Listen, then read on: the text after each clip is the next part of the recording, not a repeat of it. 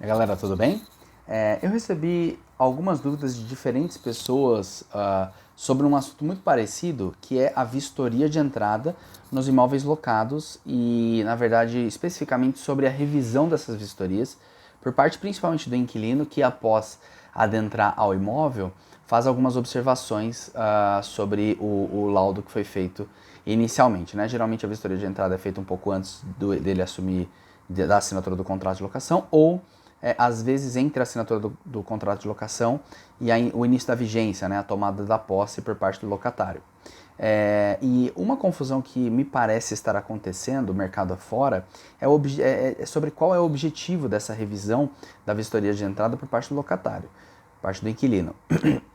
Veja, tem muita gente que está achando ou partindo do pressuposto que essa revisão da vistoria serve para que o locatário se veja no direito de exigir que o locador refaça, corrija, faça um reparo, manutenção em algo atinente à usabilidade do imóvel, não à habitabilidade.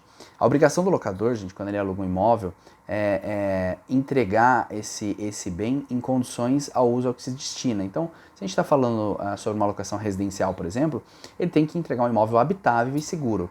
Mas isso não significa que o imóvel tem que estar em bom estado de acabamento, ou com, enfim, alguma coisa tipo pintura ou algo que tenha a ver com beleza, etc, etc. Ele não precisa estar perfeito, ele precisa estar habitável, é bastante diferente.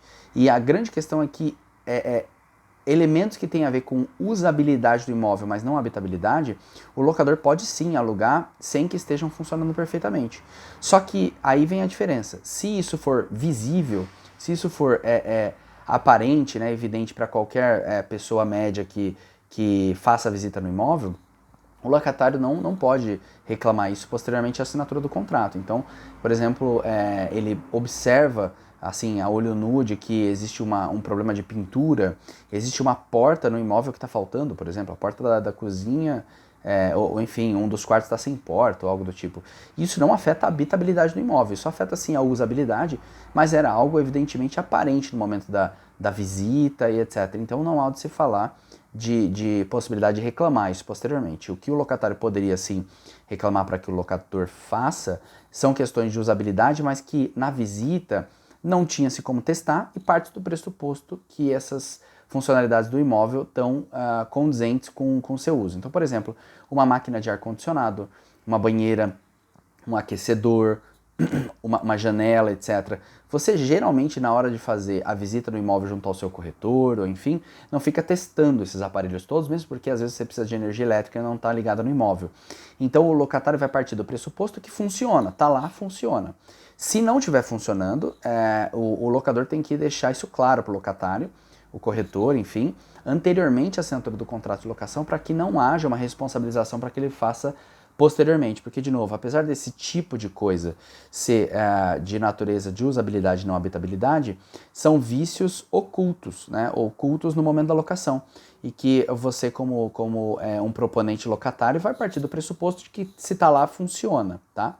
Agora, o que não pode, e o que eu vejo acontecendo bastante, é locatários utilizarem-se da vistoria, da revisão da vistoria, aqueles dias ali que geralmente ele tem que fazer algum apontamento, para exigir que o locador refaça algo que não é de natureza estrutural e de habitabilidade, de segurança, que é sim de usabilidade, mas que era visivelmente aparente, ou pelo menos presume-se que era, né, para qualquer pessoa que visitasse o imóvel. Então, reclamar de, por exemplo, uma pintura, uma porta que não tinha, por exemplo, uma porta que não existia no imóvel em um dos quartos, etc., são questões de usabilidade, não de estrutura e habitabilidade, mas que eram evidentes a olho nu no momento da visita do imóvel e da contratação da locação. Então, esse tipo de coisa, ele pode até fazer o apontamento para fazer constar na vistoria, sim, mas simplesmente para o fim de, ao final do contrato, não ficar uma dúvida sobre se aquilo já estava daquela forma ou não no início do contrato, mas não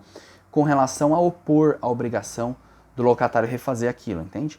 Então, só vamos tomar cuidado com esse detalhe para que a gente racionalize a grande importância da vistoria de entrada para as duas partes contratantes, mas também entenda qual é o objetivo e quais são os limites do que pode ser feito com essa oportunidade que se dá para revisar a vistoria nos dias imediatamente subsequentes à assinatura.